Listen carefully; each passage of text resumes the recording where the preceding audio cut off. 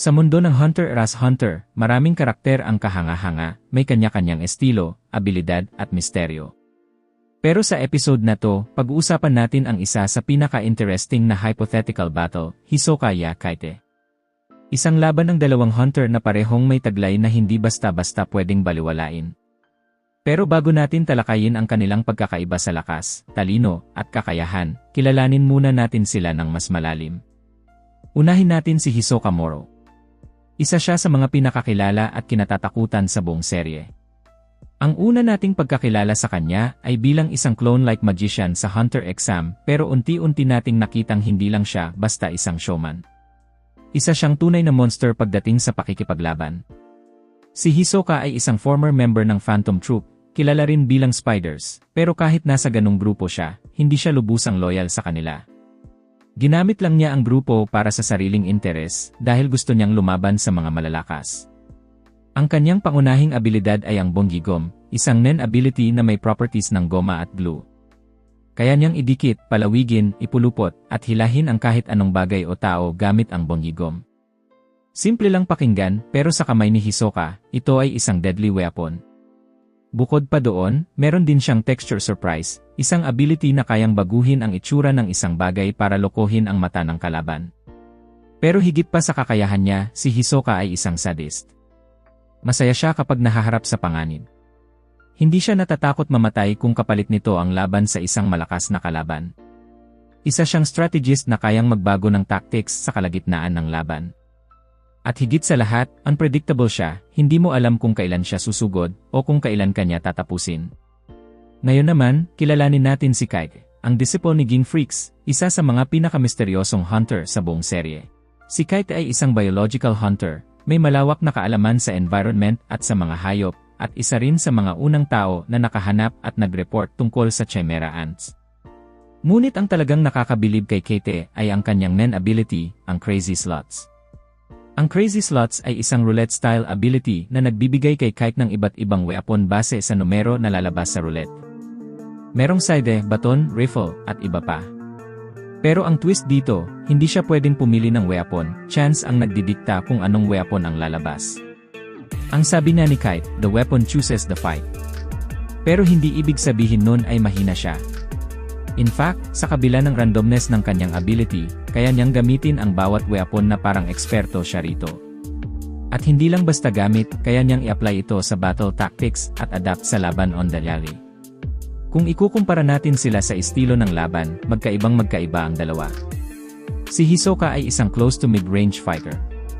Umaasa siya sa deception, traps, at quick improvisation. Ang mga galaw niya ay parang sayaw, fluid, unpredictable, at nakakatakot. Marunong siyang psychological warfare, pinaglalaruan niya ang utak ng kalaban bago pa man siya umatake. Si Kaite naman ay mas methodical. Bilang isang experienced hunter na sinanay ni Ging, may disiplina siya sa laban. Hindi siya padalos-dalos. Ang bawat kilos niya ay may analysis, may purpose. Bagamat may randomness ang kanyang ability, ginagamit niya ito bilang advantage, dahil kahit ang kalaban niya ay hindi alam kung anong klase ng weapon ang lalabas. Pagdating naman sa intelligence, parehong matalino ang dalawang ito, pero sa magkaibang paraan. Si Hisoka ay genius pagdating sa battling. Marunong siyang magbasa ng galaw ng kalaban, marunong siyang manggulo ng mindset ng iba, at ginagamit niya ang kanyang nen sa pinaka-creative at unexpected na paraan. Tandaan natin na kahit si Chrollo Lucifer ay nahirapan sa kanya, at kinailangan pa nitong magplano ng husto para matalo siya. Si Kaite naman ay matalino sa mas tactical at scientific na paraan. Isa siyang strategist at survivor. Hindi siya basta sumusugod, pero kapag napilitan, kaya niyang ipagtanggol ang sarili sa kahit anong sitwasyon. Isipin natin, siya lang ang isa sa mga unang tao na lumaban kay Neferpito, isa sa Royal Guards ng Chimera Ant King, at nagawa niyang tumagal kahit sandali. Ngayon, pag-usapan natin ang kanilang physical stats. Sa bilis at reflexes, malamang mas lamang si Hisoka. Sa mga laban niya, kitang-kita natin kung gaano siya kabilis tumalon, umiwas, at umatake. Isa siyang akrobatiko, at ginagamit niya ang kapaligiran sa pakikipaglaban. Si Kaite naman ay hindi gaano flashy, pero may consistent at controlled na galaw. Hindi siya mabilis sa typical na paraan, pero matulin siya sa desisyon. At dahil sanay siya sa terrain at survival, kaya niyang i-turn ang environment para sa kanyang advantage. Sa lakas, magkaibang uri ng strength. Si Hisoka ay may brute force na tinatago sa likod ng kanyang clone-like na anyo. Isang suntok niya ay kayang magpabagsak ng kalaban kapag tinamaan ng buo. Si Kite ay mas may finesse. Yung lakas niya ay hindi lang galing sa muscles, kundi sa precision ng weapon niya. Sa side pa lang, kaya niyang tumabas ng maraming kalaban sa isang swing. At syempre, Nen proficiency. Pareho silang advanced Nen users. Si Hisoka ay isang transmuter, kaya niyang i-transform ang Nen niya into rubbery gum substance. Ginagamit niya ito sa offense, defense, at deception. Si Kite ay conjurer, kaya niyang bumuo ng iba't ibang weapon gamit ang kanyang aura. Mas malawak ang variation ng kanyang weaponry, pero mas may limitation dahil sa randomness. Kung isipin natin, ang laban ng dalawang ito ay parang chess. Hisoka ang klase ng player na nagbabluff, nagpapanggap, at sumusugod ng biglaan para gulatin ang kalaban. Si Kite naman ang klase ng player na nagtatayo ng matibay na depensa at naghihintay ng tamang pagkakataon para umatake. Pero sino nga ba sa kanilang dalawa ang mas matalino? Mas malakas? Mas angat sa laban? Yan ang tanong na mahirap sagutin. Dahil pareho silang may kani-kanyang kalakasan at kahinaan. Pareho silang hunter na handang lumaban hanggang kamatayan, at pareho silang may mataas na respeto sa tunay na labanan.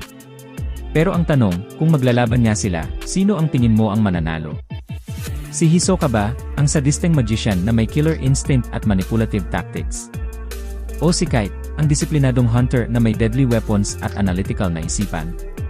Kung may opinion ka tungkol sa talakayang ito ay malaya kang mag-comment sa comment section dyan sa ibaba. Nais kong malaman ang iyong saloobin sa labanang ito. Pero kung nagustuhan mo ang video natin ngayong araw ay baka naman maaring pa-subscribe ng ating channel bilang suporta at pakipindot na din ng notification bell para lagi kang updated sa mga bago pa nating uploads. Ayun lang, maraming salamat mga kaibigan, mag-ingat kayo palagi.